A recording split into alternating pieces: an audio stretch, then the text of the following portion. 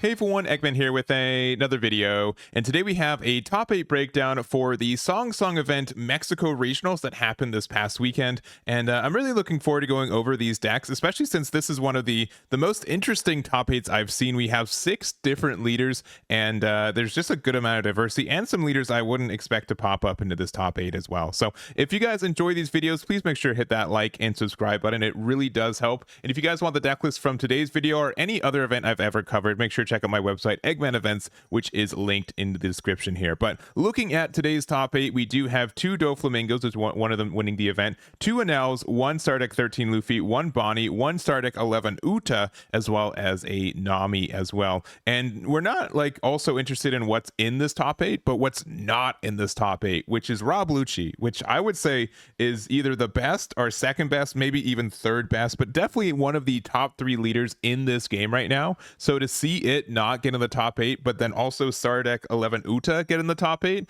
I think is really interesting as well. So but I have been seeing a lot of people on Rob Lucci. It's generally like the second or first most popular leader that is being played by just leaders in general, and then usually Doflamingo's kind of second as well. But also Doflamingo's been kind of a little bit lackluster in the sense that it hasn't really won a lot of events in particular. It's gone a lot of tops in the last couple of weeks, but it hasn't really won that many. So it is kind of significant that it did win this event too, and I think that's something worth noting as well. But we're going to go over all of these top 8 lists because they're all like there's 6 different leaders, so I wanted to go over both of like the duplicates too. So we're going to start off with our first place list, which is Luis's version of the Donquixote Doflamingo, and we've been seeing a lot of different builds of this leader in general. I think the card pool for Dofi is pretty wide, where you can kind of pick and choose the pieces that you've been enjoying. We've been kind of solidifying a little bit though.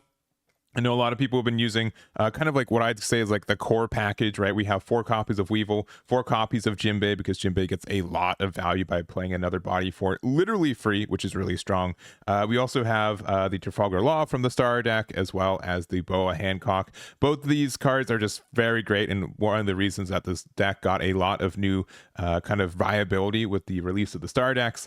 And then to kind of fill in the gaps a lot of it, like some people are running like 0 events, some people are running like 4 or 5. We've got 6 in this one, 2 copies of Femur, 2 copies of the Red Rock, and also 2 copies of the Raging Tiger. I've been a really big fan of Red Rock in my own personal builds lately. I think it does help the deck quite a bit, and there are just some scenarios where it's just better than Gravity Blade, especially if you're playing against something like Bonney and they have a Eustace Captain Kid. This is really the only card at our arsenal that's able to get rid of that card cleanly, so that is something that's impactful for you. I think most people are playing 1 or 2 copies of Kaido as their top end, since this is really great against some matchups, and I think like BY Luffy hates when this hits the board because it is just a constant 12k that's going in for the rest of the game.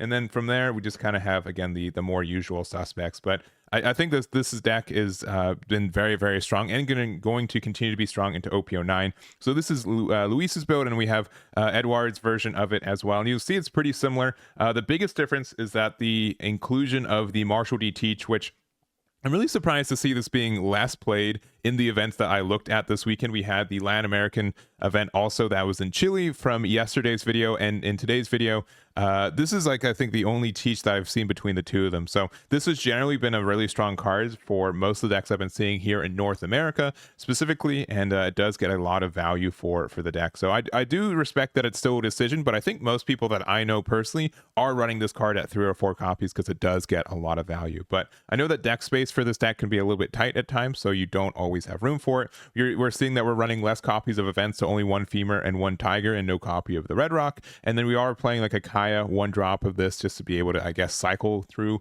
our deck if we need to. We get to bounce it back to our hand with our Trafalgar Law anyways if we need to, so that's not too bad.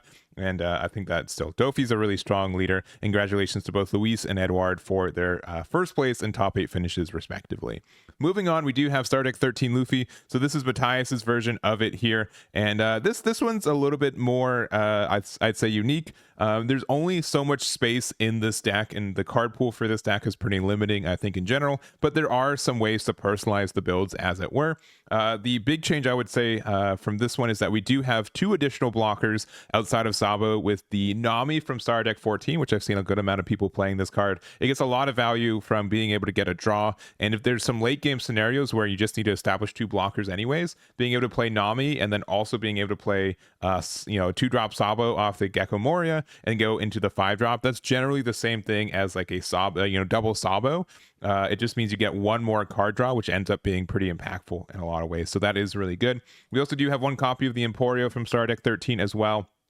This just lets you be a blocker and then also helps you get down to life totals if you need to, which is really strong. There are some ways that if you can kind of guarantee setting up getting to a 9k 1 life leader from this, if you start at like 1 life, you can play this Emporio, put a 5-drop on top, use a 2-drop to go into it, and then go use your leader effect and play another 2-drop. So that can be very strong, and it can help you set up some plays. And it's really great. There's some like weird turns where like you're at like 10 Dawn, but you're not at 0 life yet, or you haven't set up your rotation. So being able to play Gecko Moria and playing the Emporio off of it, I think is really good in a lot of ways. So otherwise, we're playing a couple copies of Three Brothers Bond, we're playing Ice Age, and we are playing the 2 copies of each ace, which is a decision in my book. I think not everyone's playing this card. It's been a little bit more popular than lately, I think, but there have been a lot of builds where we're playing 1 copy of each or even 0 copies of each too. But this is the build here, and congratulations to Matias for their finish with these Monkey.D.Luffy. And then continuing into the top 4, we've got Bonney. So this is Omar's version of Bonney. When we were looking at the Chile event the other day, there wasn't any Bonnies in the top 16, which was a little bit surprising for me. I do consider this as one of the best 5 leaders in this game right now, probably towards the bottom end of the 5, but still a really strong leader nonetheless. We do have to kind of adapt to a couple things in this meta, including the Doflamingo, which is why a lot of people are playing 4 copies of this carrot. Super great card, being able to get like essentially a stun every turn on most cards in a Doflamingo matchup. There are just some things you get to hit outright as well that are just 7 or less, which again is most cards in this game, so it can be very, very strong, and I think that is pretty impactful. Other than that, Shanks from the Star Deck's been a good add for this deck. Not only does it remove something on play, but it's also just an 11k, which is pretty good for a 9-drop body, right? This gets a lot of value. There's just so many situations where most decks just really can't effectively remove this outside of like a Rob Lucci deck, which clearly wasn't as present for this event, but very, very strong kind of end game card for this, which means we are running a little bit less of some of our other top end. Most people are down to 3 copies of Basil, which used to be a 4 of, 3 copies of Hody, which also used to be a 4 of, but it is I don't know, it just feels so bad because there's so many scenarios where I'm like, man, if I had this card in my hand, I won the game at this moment, but because I don't have it, I lose, right? So it is kind of tricky to play Hody effectively. And then 3 copies of Useless Captain Kidd, which I think this card is getting more value in this meta specifically. And there's some scenarios where it just can sit a little bit longer. I think like decks like BY Luffy, which is already a good matchup, I think, for Bonney, really despises this card outside of having like an Ice Age and Luffy.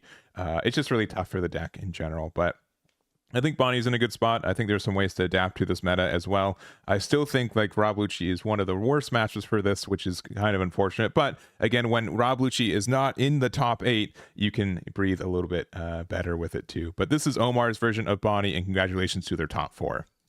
And then while we're looking at top 4 green decks, we've got Uta. So this is Hector's version of the deck here. We haven't seen Uta get a top in quite a bit, and it did get a good amount of new support in the new Star Deck that came out in October. The key cards that we got are, 1, we did get a new 2k Luffy, which is just another 2k that's a film type, is really great with how specific film types are for this deck in general. We also have the Charlotte Katakuri. This is just like a good 3-drop to play out. If your leader has film and you have 6 or more rested cards, this character gets plus 2k power, so this generally gets to be a 3-drop 6k in most situations, which is really nice. And it's a card that you get to play off of your 4-cost Brook, so both of that is very, very good. And then also we do have the 4-cost Uta, which we only played 2 copies of this one, which is a little bit surprising to me, but you do get to kind of use its activate main quite a bit for being able to cycle through like cards that are a little bit dead in hand. If there's some turns where you just can't afford to put a Dawn underneath your leader to use its leader effect, this pretty much turns it into a draw 1, trash 1, which is really great. And you do get the rested Twisted Dawn. So it is a little unfortunate that you have to like trash only film cards, because this is locks it pretty hard to this kind of deck, but I do think it's strong. You also do have the 3-drop Uta from the previous starter deck that is still very good for the deck too.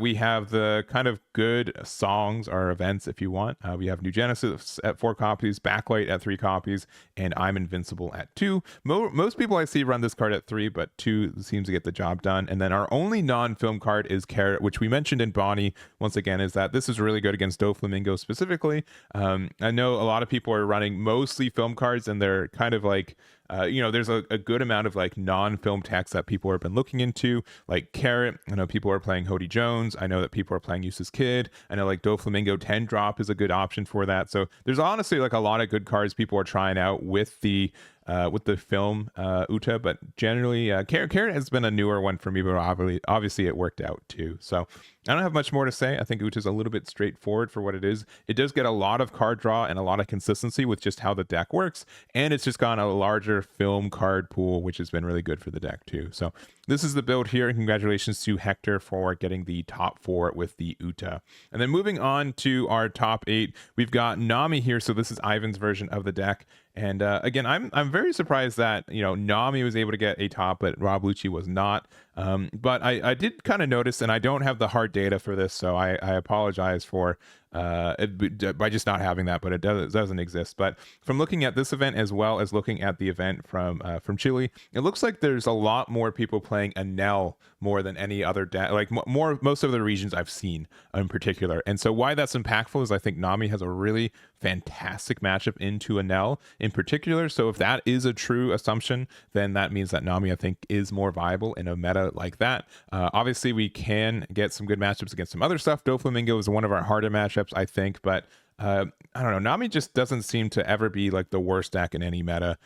It seems like it always has a chance to win, and it has a chance to be somewhat viable. So there's nothing particularly new about this build. We do have some tech cards, including the 1 copy of Boodle, which I do appreciate and approve of, as well as a copy of Mr. Hanger for like the mirror match and such. But generally a standard version of this build in general. So don't have much more to say. I think Nami is just, what it is going to continue to be here. And congratulations to Ivan for their top with the Nami. And then last, we do have 2 Enels, and they're pretty similar, but we've got Angel's and Brandon's version of the deck here. The card pool for Enel is pretty standard. I think we know what our top end is, right? We have to run 4 Katakuris, 4 Yamatos, and 4 copies of Ace, which I think Ace has just been standard, very good in this deck since the release in OP07, and I don't think it's going to get any worse anytime soon. It's just been really a good add for the deck. Then we also do have a good amount of new removal too. So we've had the Gadatsu from OP05, we have the Luffy from OP07, and now we have the Nami from OP08. So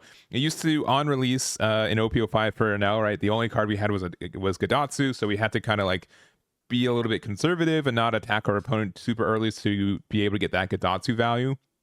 But now that we have the Luffy and Nami that offers some more removal cards from yellow, it's just really strong. Most yellow decks, the biggest weakness for most yellow decks was that we didn't have any access to hard removal. And now that we do with both these cards, and on top of Gadatsu, we do have a bit of a chance, which I think is really strong. So the last thing from the thing from Angel is we do have the single copy of Amaru. I've been seeing this card pop up a little bit more often at 1 or 2 copies. Most decks aren't really playing around it, I think, as much. It does really only interact with Rebecca with most standard decks. It doesn't hit Saba, which is a little unfortunate, but the trigger off of life can be impactful too. And so now that we have 5 of those with the You're the One Who Should Disappear, that does help you in some matchups and can help you kind of sneak out a game. So I understand why we're playing a single copy of it. And then conversely, on the version from Brandon here, nothing too particularly different, right? We are playing the same big body cards, right? We aren't playing the Amaru, where I think we're playing like 1 more copy of Gadatsu, and that's generally it, and an extra Shirahoshi, right? So most people are playing this. I think another just card is that the 2-drop Shirahoshi has been more popular and powerful in general, just as a kind of like sticky and low commitment blocker that you can also on 10 play, and then you can put in your life with Katakuri if you need like an emergency heal kind of situation. So in general, I think Enel has been pretty good in this meta. It's going to be interesting to see how it goes into OP09, but it's just like a deck that's just like Nami, right? it just gets so much value and it kind of plays its own game where it's difficult for it to ever not be super relevant in one way or the other. But these are the builds from both Angels and Brandon, and congratulations to their finishes there. And that's going to be it for this breakdown. I know a little bit quicker, but this was honestly really interesting to see these decks, and I do appreciate seeing how different regions do different metas and everything. I just find it fascinating personally. But this is the build here. Congratulations to everyone in their top 8. Thank you to SangSang Events for publishing this as well. You can make sure to check it out on their Facebook, which is linked in the on the page here, which is linked in the description. So that's going to be it though. Thank you guys so much for watching, and I'll catch you all next time.